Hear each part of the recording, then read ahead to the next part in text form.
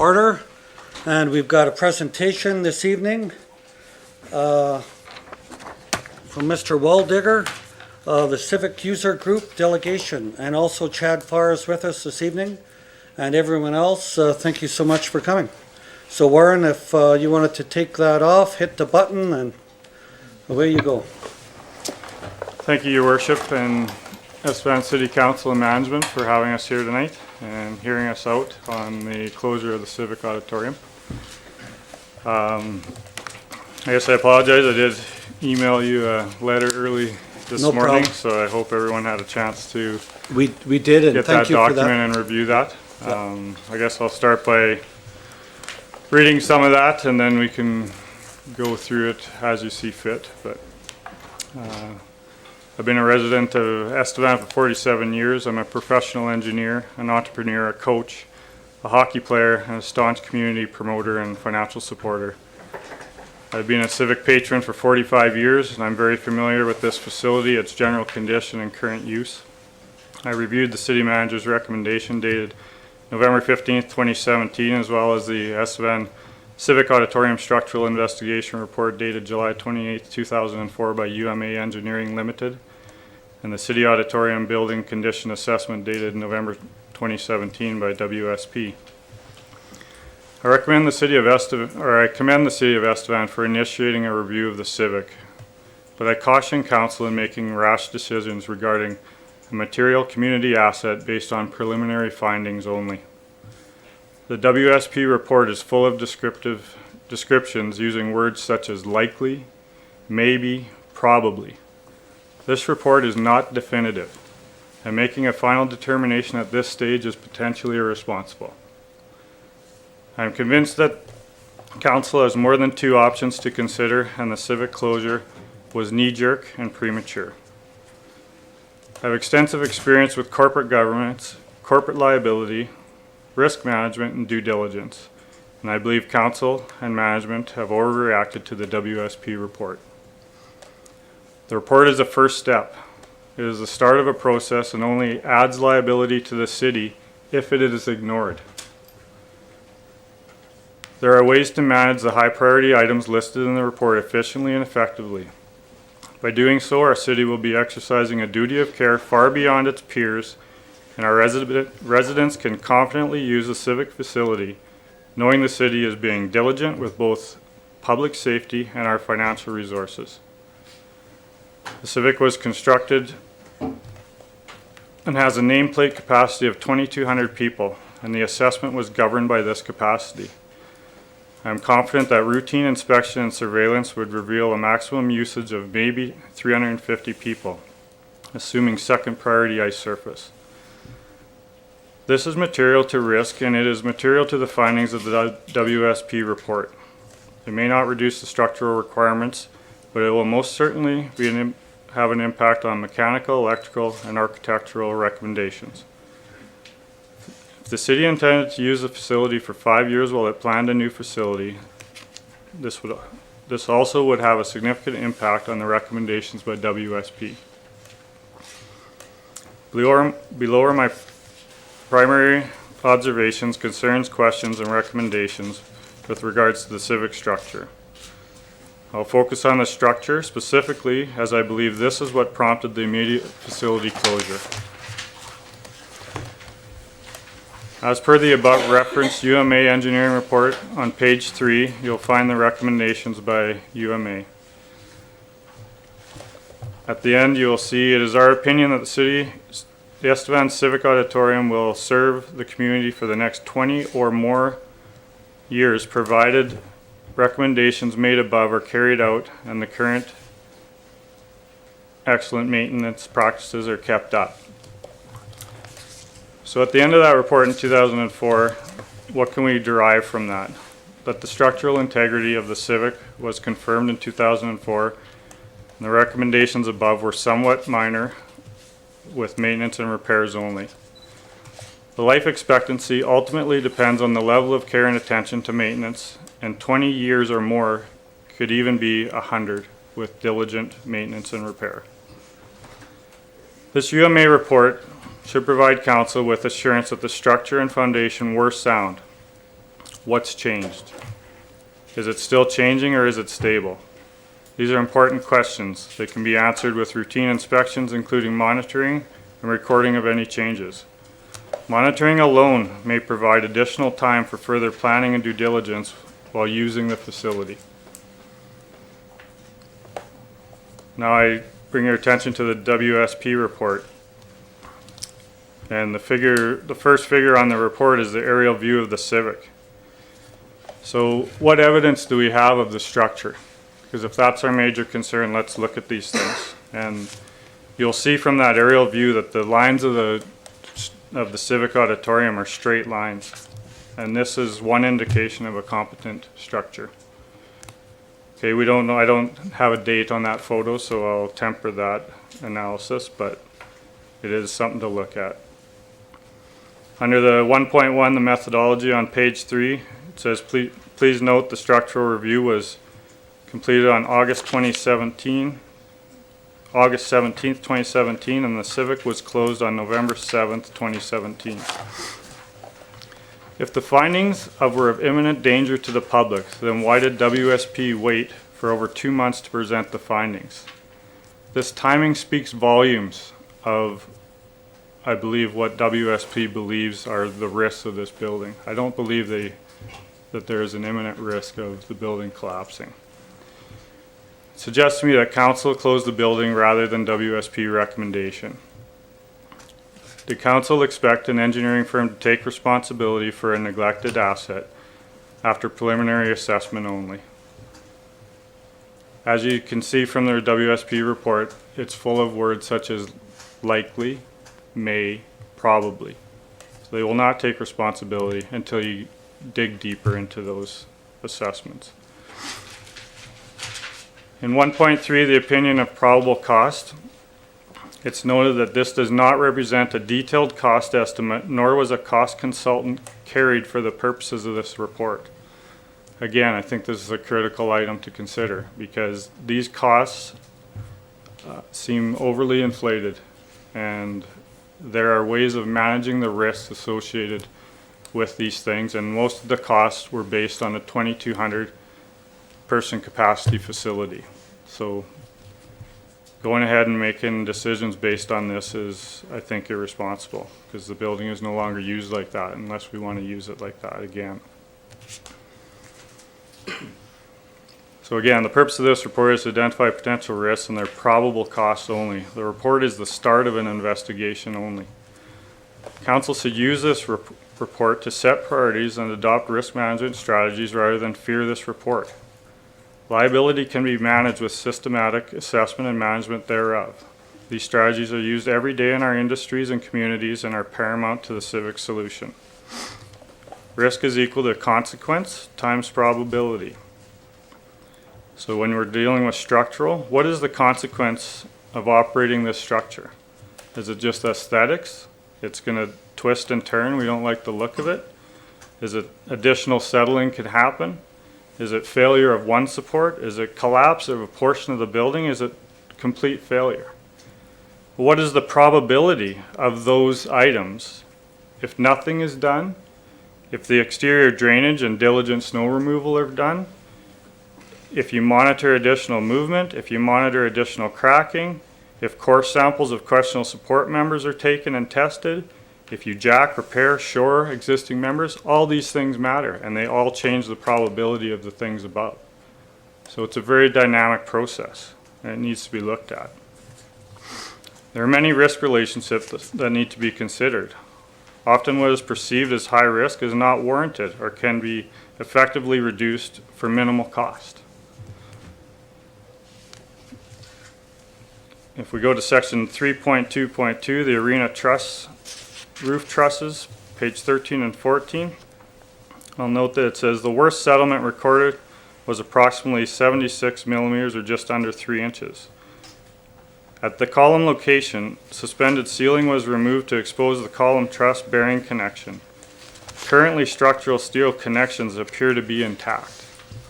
Again, there's a word in there that I don't like. It says appear to be intact. Well, we should be checking that to make sure that they are intact. But the fact that the members appear to be intact in the area of the building of the most settlement tells me that the structure is fine.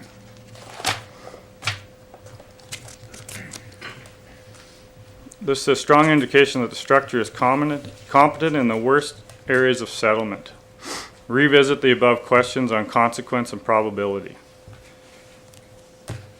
And it goes on to monitor. It suggests that you should monitor settlement of these columns until the assessment is complete. That suggests, I believe, that you could keep running the facility and keep monitoring the situation. Action is required within 1 year if monitoring does not reveal additional settlement. Sorry, these are my words. Is action required within 1 year if monitoring does not reveal additional settlement? And that's a question for WSP. So in section 3.2.3, the arena glue lam columns, page 15, this entire section should be reviewed in detail as this is the primary area of concern with structural integrity. Note that settlement or deterioration is primarily contained in the northeast corner of the building and limited to 4 columns. This area may have drainage issues with both the Civic and Curling Club shedding water to this area, especially since 2011 flood, 2016 flood, and 2017 spring runoff. There's likely an easy surface grading solution provided the structure can be repaired efficiently. The location of the repair in a portion of the arena that is used primarily for table and chair storage. Very few spectators use this portion of the building. The location is the best case scenario for access for repair. The Civic does not need the seating in this area, therefore removing these stands for efficient access to repairs could result in better storage area in the long term and have a little impact on the Civic user experience. This is a win-win situation in my mind. The structural steel connection at the top of the column has not been compromised, so why not fix the drainage issue, monitor further settlement. By doing this, fixing the drainage issue alone is considered preventative maintenance. It is due diligence. It is not doing nothing. You are doing something, right? 2017 snow loading was exceptional and should provide council with further confidence that the structure is sound. We just came through one of the biggest snowfalls we've had in this area for a long time, and there wasn't an issue. So I think you can be confident that the facility is going to be fine. And if we have snow, then we deal with it, or we have a discussion at that point. But I think the building has proved to you that it's safe right now. And then let's look at what is the cost to jack these columns up and get everything back aligned to where it was. But you know, that's a question for the engineers. I'm not convinced we need to excavate the foundation, as the structure has proved itself for 60 years. We need to fix the drainage, monitor movement. Risk management allows you to minimize, monitor, and control the probability or impact. So what are we worried about? What is our biggest concern? Let's minimize it, monitor it, and control it. The only exception to the columns that are noted in the northeast was one column showed severe decay, and that was on the south side of the arena right next to an exit door. And I believe that from my own experience with using the facility, and that's right beside it's the main exit by the dressing rooms. It's just, I think it's, in the winter, people are using that door, bringing snow in, and it gets mopped up regularly, and that one beam that's right by that door is decaying at the bottom of the beam. Again, doesn't look like a major fix. Looks like something that could be repaired quite handily. This issue appears to be 100% repairable and preventable. So the estimate of $250,000 in the report to do further investigating and repairing of these issues, to me, is it needs to be looked at a little deeper. I don't believe it's going to take that type of repair. your structural members are basically intact. The UMA report suggests that if a building has been operating for 30 years, you can rely on the fact that that building has been competent for 30 years. Well, it's been competent for 60 years. So I think that provides even more assurance that the foundation is competent. You know, we have to check into and monitor why there's been some movement, but when did this movement even happen? We don't know that. So let's confirm that it's even still moving. But 3 inches over a 60-year period. I mean, and the building is, if you look at it, I mean, the straight lines, you can't even detect this stuff by your eye, right? Carrying on to photo 3.2.3, the exterior wall clip angle tension fracture failure. It appears this metal brace was used for assembly only and has no bearing on structural integrity. The joint should be in compression rather than tension. So that's one thing I think, if to the uneducated eye you'd be concerned that this metal clip had broken. But if you dig a little deeper and look at that structure, that clip would have been used just for assembling these columns and beams when it was initially constructed. But you've got a header beam sitting on top of that column, and it should be putting all that weight down. This column has sunk, and you've got a tension failure between there. What that does tell you is this header is in very good shape because it's no longer being supported, but it's still carrying that load. So why can you not just shim that in between the column and carry that load back onto that column and then monitor that column? Or alternatively, jack the column from the bottom and shim it from the bottom. And then you would bring all your cross bracing into square like it once was. So jacking from the bottom is probably more ideal, but shimming from the top still allows the load to be put onto that column the way it was supposed to. And that clip has that broken clip there really has no relation. It's supposed to be in compression, and it ended up going into tension and broke that clip. But as long as we put that load back on that column, then it's going to help the rest of the columns, because right now the two outside columns are carrying more weight than they should be carrying.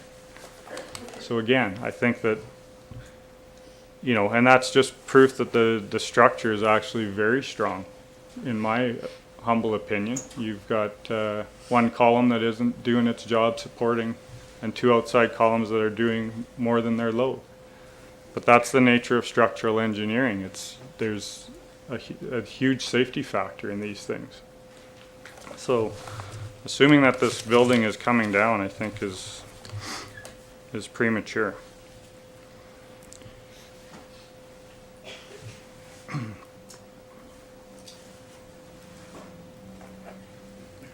So the other thing that happened in this particular area is when this column came down, you've got these metal cross braces.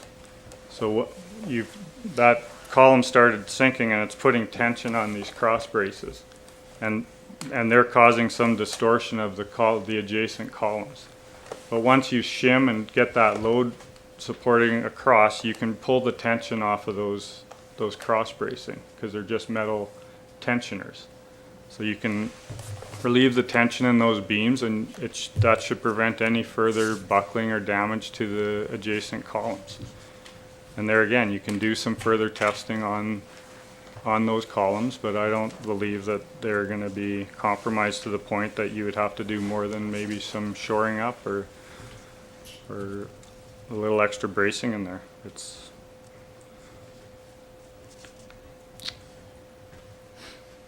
And there again, like, all the report consists of words that say may be compromised, maybe.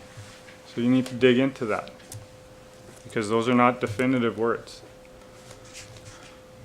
They're words that point you to say, we see something here, it could be an issue. You need to look at it. That's it.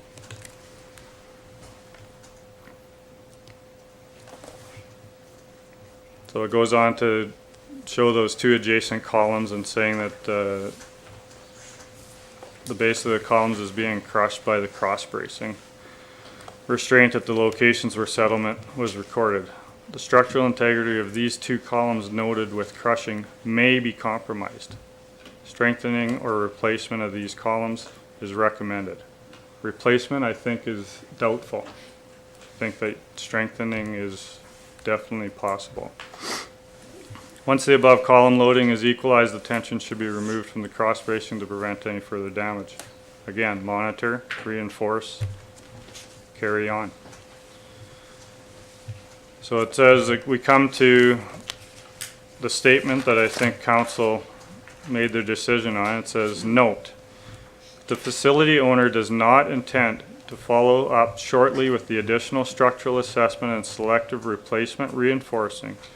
We recommend that the public occupancy be restricted on an ongoing basis for this facility.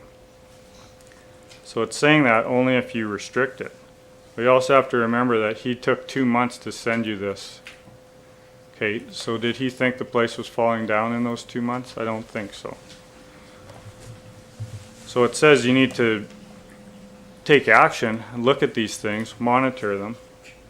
Okay, I don't think you have to fear them.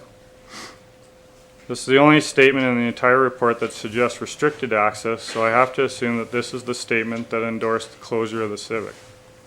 I do not agree that this statement condemns the Civic. Rather, it condemns the notion of doing nothing. Please note again the use of the word may. It is not a proven statement, so why take action as if it is definitive? Please consider that the Civic was designed for 2,200 people to egress in an emergency.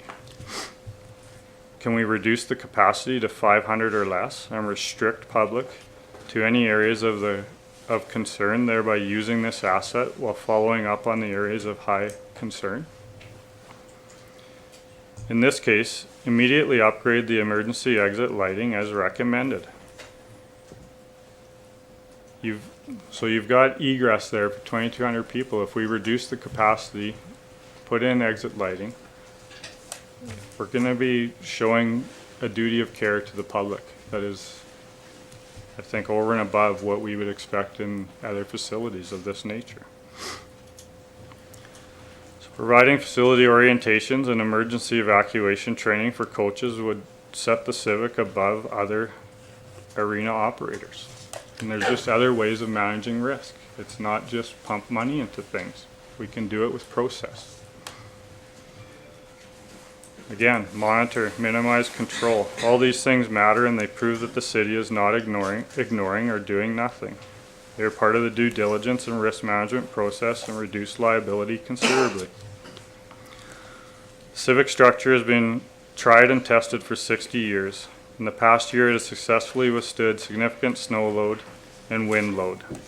These historical tests should provide confidence while moving towards a more definitive assessment.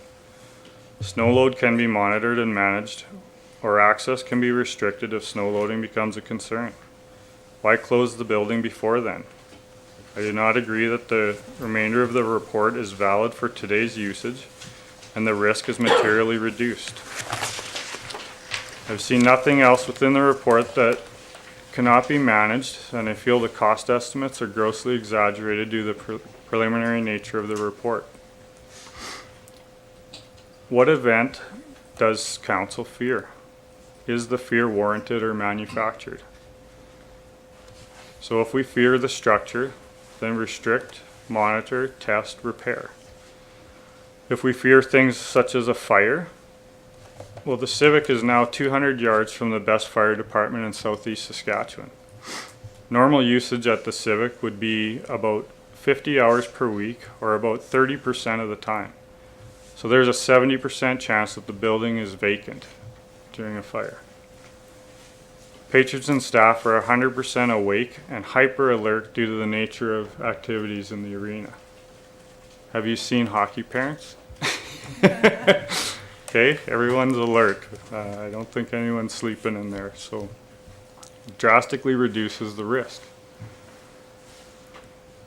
The building is a wide open cavity that would allow for early detection and evacuation. And the evacuation has been designed for way more people than we have in the facility. So there again, you're going way beyond your duty of care. The facility is over-designed for the current use. So you'd be able to get out quicker than the original design criteria. So my conclusion is that fire may be a risk to the asset rather than to people. And that needs to be questioned and needs to be looked into.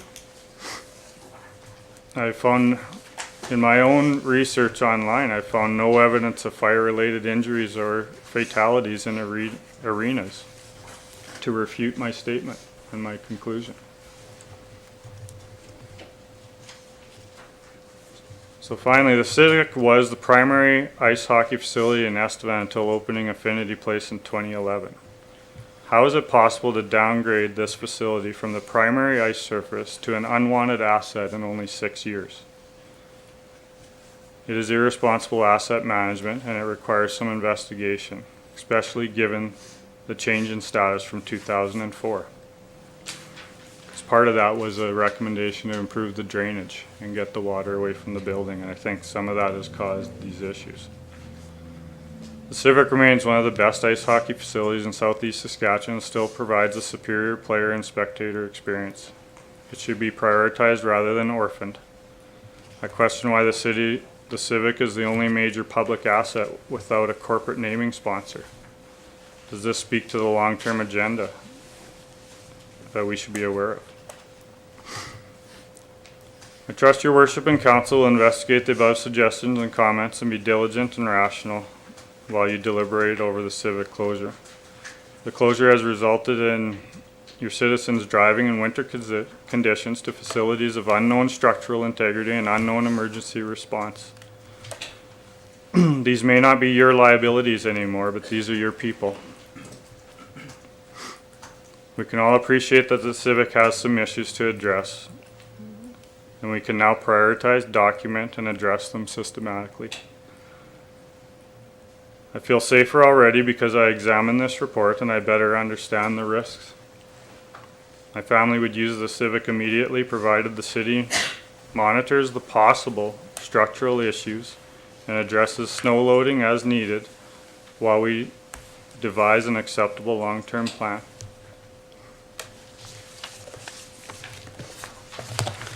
Okay, well, thank you very much, Warren, for that report, and we appreciate everyone coming here this evening to show support. Have we got any questions or comments from council this evening? Go ahead, Councillor Nibbs.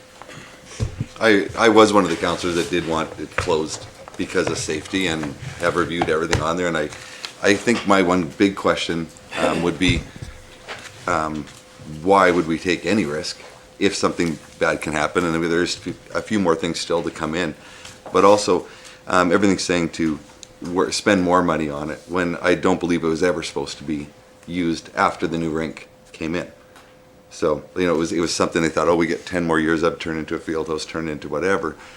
The field house, I think, has been put right on the back burner, and it's just another ice surface, a third ice surface. I think that's what more people are mad, that we don't have a third ice surface rather than this one being gone. To put any money into it, I don't see to fix it and keep going on it, that when we could put the money into a new rink. I do believe we need a field house as well. I think there's so many more things that this town needs, rather than to sink $250,000, $300,000 to get 3 years, 4 years, when, say, $2 million will build a new one. So I guess that's where I came from in looking at it, and if there is a public risk, there'd be a lot more people in here if something did happen and the building did collapse. It may not, it may stand for, we let it sit there another 30 years. But on the same token, 60 years of it standing is a pretty good indication that it's going to stand, and I think it's going to stand long after any of us are around. and we all think that that's just an opinion, or we can look at it saying it had a 30-year life. There has been 10 other rinks that have collapsed, right? And they're saying 32 years, I believe, is the expectancy of it. It's double, you know, it's expected or live 2 years, 2 times it's How have supposed they to collapsed? from structural. So, Complete failure. yeah, well, how many kids were killed in complete failure? Yeah. Ontario. That was So a while that's ago. how I looked at it, and I just think that to spend the money on something new makes more sense than to buy 2 years, 3 years, 5 years out of it when it was something that wasn't going to be there anyways. So that's just kind of where I was coming from, and I did read everything you had there, and I do see some, but it's all on if it happens, and some engineer has to come in and say, no, it's safe to use, for me to feel safe for the vote, and that's where I was when I came through to say, yeah, I want this thing closed that night. So we still have a few more things to come in before we can make that decision. Okay, thank you, Councillor Nibbs. Councillor Brogan? Thank you, Your Worship, and thank you, Warren, for all the hard work that you put into your report. I know we've had a couple of meetings to try and discuss it and hear what you guys had to say. I too was one of the councillors that voted to close it that night because of the liability. You've brought up a lot of good points. What I would like to make a recommendation tonight is that we hold off on making a final decision. We had asked for Municode, Sask Power, Sask Energy, and a fire department assessment. The fire chief has the ability to come in and do a full assessment on the likelihood, and if so, the possibility of how likely it would, I guess maybe not likelihood, but how if a fire erected, how long would it take before the building, right? Yeah, he'd test the fire load, Right. access, egress points, all of that. And I know we've yeah. spoke to him before. I spoke to the fire chief this weekend in Yorkton, and he said the same thing, that, you know, a quick assessment, we could have that done. So I would like to just table a decision pending further discussion, further investigation into the structure. Not saying spend more money at this point. I'm just saying, let's get Municode, Sask Power, Sask Energy, a fire assessment, and really look at what we're doing here, make an informed decision before we go any further. I think at this point, though, the Civic does have to stay closed until we do minimize the risk. Okay, so you're making a motion, Councillor Brogan, to table it to the next meeting? Please. Okay, we'll have to wait until after the report, though, and then we can do that. Okay? Thank you for that. Any other questions or comments? Councillor Hopper? Thank you, Your Worship. And thank you all for coming here tonight. I guess my question is to maybe Chad. You're the president of minor hockey. No, I'm not the president. You're on the. You're a representative of them, and as are you, Warren. I'm not a director. Okay. The concern is not necessarily to protect an asset that's near and dear to all of us who grew up in it, but for a third ice surface, you're really believe we need a third ice surface in Estevan. And that's fine. I'm all for that discussion and to get that ball rolling. Further to what Trevor has said, when we built Affinity Place, I wasn't on council. I helped out and was on a committee and what was somewhat involved with it. And I would have to ask the council members who were here then, but when we built that, was it because we were in desperate need of a third ice surface, or because the Civic Auditorium, I think, was nearing the end of its life expectancy? And That's right. they made a huge mistake, I think everyone in Weyburn would agree, when we were building our brand new pride of our community. They put millions into their old facility, and I think they all realize that was a mistake at this point. The issue is, how much do we put into this? Do we put $300,000 into this? Do we put $1 million into this? If the immediate, even if they've highballed some of the immediate necessities of this, is that $300,000 to $1 million well spent? And we haven't touched the heating or the insulation issues. When we at council decided we were going to, we had made a indication that we were going to put some money into the budget to address heating, because the last couple of years, 2 or 3 years, we've really got a lot of concern that you shouldn't be operating that rink when it's so cold out, because it's colder in the stands than it is on the ice and than it is wherever. So prior to putting that money into this repairs, we were just talking heat and insulation at that point in time, and some cosmetic touch-ups. We weren't talking structure at all. That's when we commissioned the study. And so, to the concern that there may have been an agenda to figure out a way to close this, that's we can put that to rest. This study came about that way.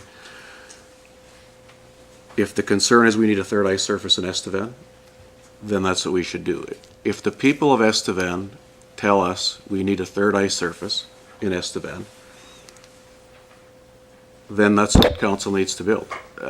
So how do we get to understand what the people of Estevan want? This is a good start. We have 40 people, 50 people here. we do have to weigh that against other demands, other concerns, and other priorities, be that recreation or other. But I'm all for starting the discussion on that and starting partnerships and collaboration and moving on. But please be assured there was no hidden agenda here. This report is a result of our desire to put money into the Civic Auditorium. That's why this report was done. This report,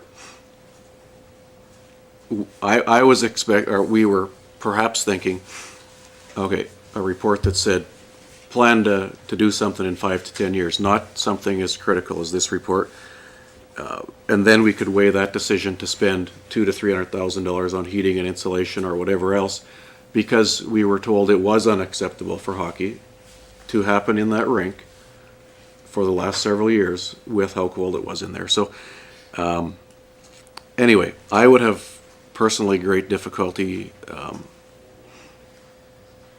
putting a lot of money into this place, whether it's studying. I think the money would be far better spent moving towards new facilities that are going to be here for the next 100 years. And I mean, I think council unanimously voted together to close the facility until we could get some further information on it, and that information came back that, of course, no one was going to put their name and cover us for liability. But as has been said, we're waiting for a couple more reports, and I guess we'll do that, but let's start the discussions. Can I address a couple of those? Yes, please. Okay. I think Wayburn's regret, and that's an assumption that they regret. I mean, you had mentioned Weyburn putting a bunch of money into their facility, but the one thing I would say is that you need to look at that because their facility is only a couple years newer than our facility, and they're choosing to make it their number one priority facility, and we're choosing to throw ours away. And then when we talk about a third ice surface, we have a third ice surface. We're not talking about building a new one. We actually have one. And if we're just trying to live up to a standard that is like every other community rink around us, whether you go to Torquay or Bean Fate, they're cold rinks. Our parents are going to have to get used to it being a cold rink. I think we all agree that operating costs need to be controlled. But the things in this report that add up to a lot of money are creature comforts. A lot of them are about comfort. So I mean, when you dissect those high, and I started doing it and I just ran out of time this weekend, but when you go through those high priority items, I mean, lots of them need to be categorized into critical high priority for safety or whatever, and non-critical. And lots of the non-critical ones are, you know, there's items in here for $15,000 sinks in the concession. Well, you do not need a $15,000 sink in that concession. Like, it's not pumping enough.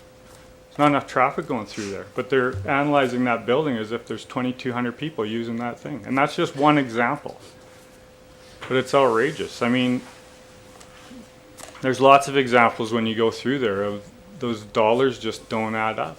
And I can dissect it line item by line item if you want me to do that. Okay, well, thank you, Councillor Hofford. Thank you, Warren. Any other questions or comments from members of council?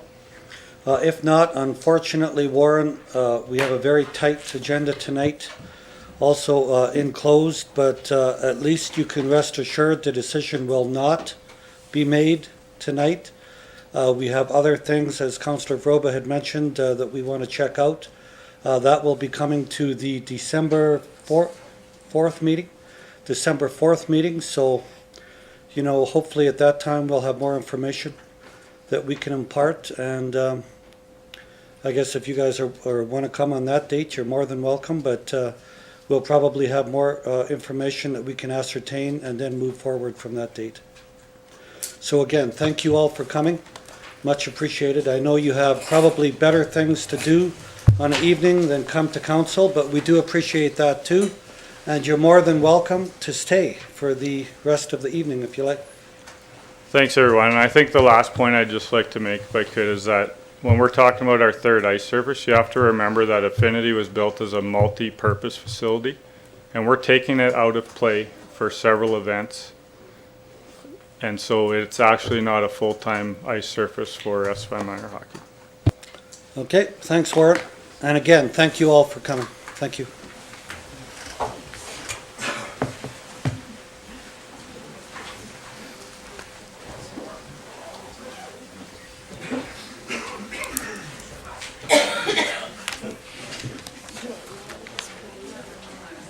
Yeah, I don't think we need to meet. Did you guys want to stay? You don't have to. But- Okay. Yeah, you can stay for now, I guess, since you're here, sure. We could have a quick meeting and close.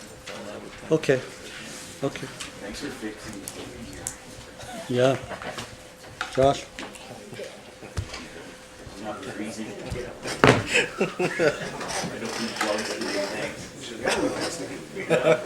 I still think that's sticker. What? Yeah, that's why we got sick last night. No heat.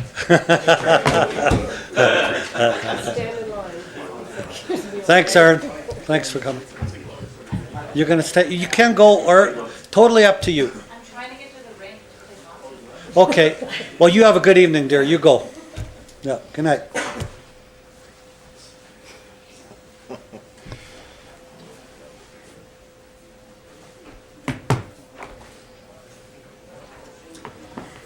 Okay, yes.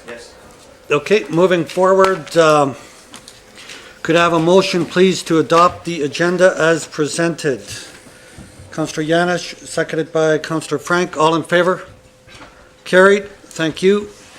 Next, minutes. Could I have a motion, please, to accept the minutes of the council meeting held on October 23rd, 2017? Thank you, Councillor Moore, seconded by Councillor Nibbs. All in favor?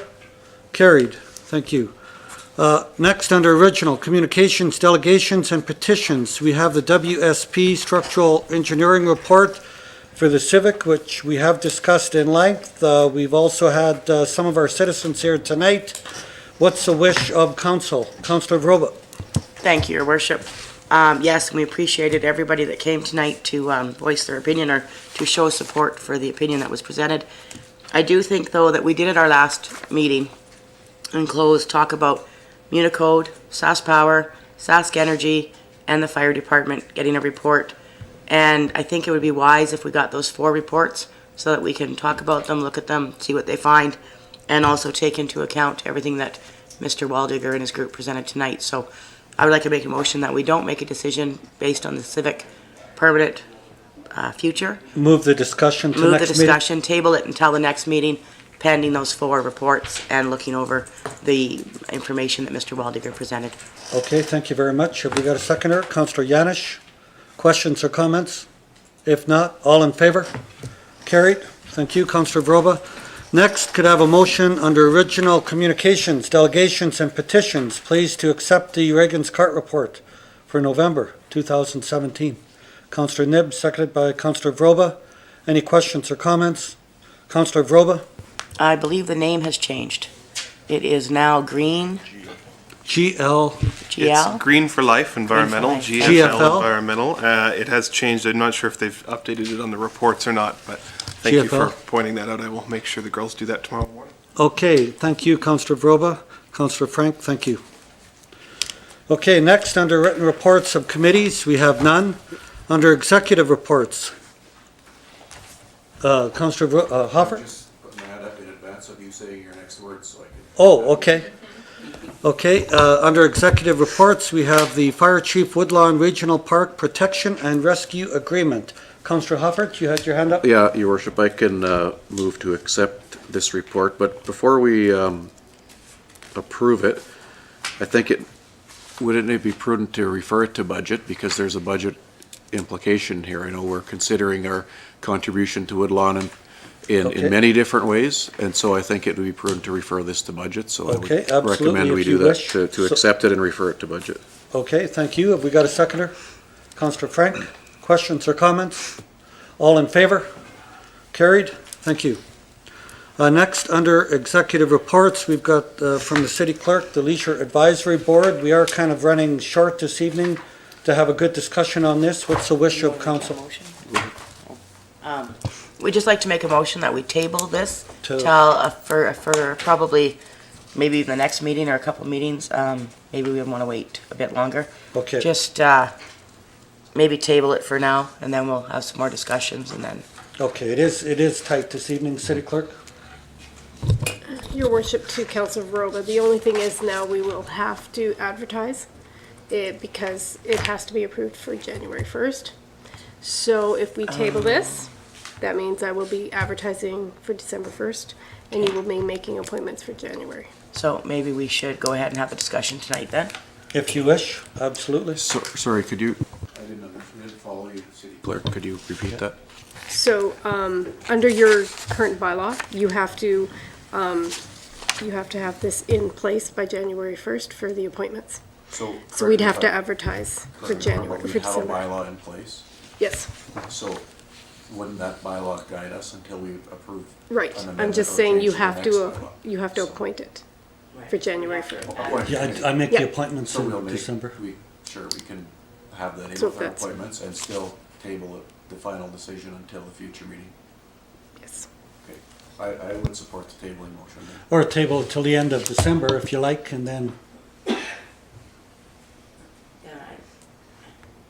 I guess if I understand the city clerk properly, what she's stating is we will have to advertise for new members of this board. That's right. So if we have this discussion tabled, then basically we're putting out a request for people to come. And if our discussion results in dissolving the board, then we are actually asking people to put their names forward for no reason. exactly. Thank you. That's correct. Councillor Frank. Based on that information then, and maybe we should educate the public a little bit on why this is on the executive reports here. Just in regards to Leisure Advisory Board, we have a board that's set up to provide information to regarding the leisure services. This committee is one I sat on, not to dictate or decide on anything that happens with leisure service or leisure center, but just to provide information. And we have found, since we have changed some of the staffing, that it's been a little bit more effective in just communicating with a community advocate group, as opposed to continuously having meetings and things like that. So we've been considering the option of dissolving the board and moving to more of a community advocate committee, I suppose, or email group or something to that level. That's a little been, a little bit of the discussion in the background, anyways, and my recommendation in the past. So I think I would make that motion to dissolve the board as it currently sits and recreate a new board that would just dictate the 2 grants that are given out throughout the year, and then move any further discussion around the leisure services to an advisory committee that could be set up. Okay. Thank you, Councillor Frank. City Manager, did you want to add anything to that? Plus the answer to the manager, which is now gone. Yeah, thank you, Your Worship. Just to follow up on Councillor Frank's motion there is, with the change of some of the management staff over there, at that point it was decided from an administrative and council perspective to postpone having meetings. At that point it was kind of decided what is that committee doing, how is it being controlled, what kind of user groups were on that committee, and at that point we decided that meeting with that group on that specific time wasn't warranted.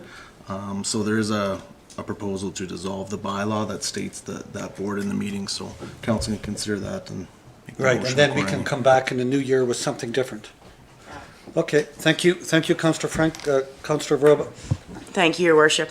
I just think too that the Leisure Board, since I've been on council for 1 year, has not really been a contributing factor to any of our decisions, to a lot of things. We haven't got a lot of recommendations from them. I'm not really sure if what it was doing was really serving the purpose that it was intended for. I know we had one concern from a citizen that thought maybe we should think twice before we dissolve this board. However, I believe that we're open, and anyone that has a concern based on anything to do with their user group, their organization that they're involved in, I think they can feel free to come to the city manager, to the manager at Leisure Services, to any councillor, to Your Worship. So I don't believe at this time the Leisure Services Board, as is serving its purpose. I would be in favor of seconding the motion that Councillor Frank made and dissolving the board and then relooking at it in January. Okay, thank you for that, Councillor Verba. Councillor Hoffer. Yeah, thank you, Your Worship, and thank you for Councillor Frank for that update and information is very valuable, I think. What's clear is the input and the advocacy of certain groups is paramount, but the structure as is had no effect. Other committees that we have set up that are committees appointed by council or the council is on, all have authority over the functions that they're managing or intended to manage, and this one had nothing. So I would agree there are far better ways to receive and utilize the public input than the existing structure, so I will be supporting the resolution. Thank you, Councillor Councillor Hoffert. Any other comments? Councillor Frank. And just further to those comments there, and thank you very much. This is not to cut out communication with any of these user groups. In fact, it's most proposals or discussion that's gone around this has been to increase communication with the user groups. Definitely not the intention. It's just to change the structure that's happening and currently repeal that bylaw so that we can work on a new structure that's more effective for the way the group Good or point. the organization is. Thank you, Councillor Frank. Any other comments? If not, all in favor? Carried. Thank you. Next, under introduction of bylaws, we have none. Public hearings and reports, we have none. Giving notice, nothing this evening. Motions from committee, nothing this evening. Consideration of bylaws, bylaw 2017-1990, a bylaw to regulate massage and body rub, second and third reading. City manager, city clerk, have we had anything coming out of the 2-week notice that we gave? Nothing, Your Worship. Nothing? Okay. City manager, nothing? Okay. Councillor Groba? Thank you, Your Worship. I did have a call from a lady out of Edmonton, I believe it was Alberta. She basically represents 6,000 licensed massage therapists, and she was concerned too, some of the language. I sent her the bylaw, and I believe she recognized very quickly that this bylaw was not going to infringe on any of her licensed massage therapists. If anything, this bylaw is put in place to ensure anybody that is doing this type of service is not acting as a licensed massage therapist. Okay. Thank you for helping out with Yeah, that. and she didn't call back, so I believe everything was clear. Okay. Thank you, Councillor Groba. So have we got the motion for the second reading this evening? Okay, Councillor Moore, seconded by Councillor Yanish. Any further questions or comments? If not, all in favor? Now could we have a third motion, please, for third motion and adoption and use? Councillor Groba, Councillor Hoffert, all in favor? Carried. Thank you very much. Okay, under inquiries, Councillor Hoffert. I have none this evening. Thank you. Councillor Groba. I have none this evening. Okay, thank you. Councillor Yanish. None. Okay, thank you. Councillor Frank. None, your worship. But I Okay. am proud. We're 1 year in, and you got Councillor Frank right 100% of the meeting. I think for the first time. Thank you. So good job. Thank you for that. Councillor Hibbs. Nothing, Your Nothing? Worship. Okay, thank you as well. Councillor Moore. Thank you, Worship. I think it should be mentioned that we're pretty proud of the Kelly Panelec Construction for getting the Best Overall Large Project Award, Award of Excellence for the job he's done on the twinning of the highway into Estevan. I was at the conference on the weekend in Regina, and this group not only is well recognized within the industry, but they're well recognized for their generosity. They are a very generous group that gives out to anything that is worthwhile to give to, and I was really proud to be sitting next to them when they accepted the award, and it's just another good plug for Estevan in this corner of the province. So Absolutely. Well, thank you so much, Councillor Moore, for attending. And again, hats off to Pantelec Construction. They did a great job, and it's nice to see our local contractors get most of the local work. Absolutely. Thank you. you're welcome. City Manager? Nothing to add. Nothing? Trudy, anything?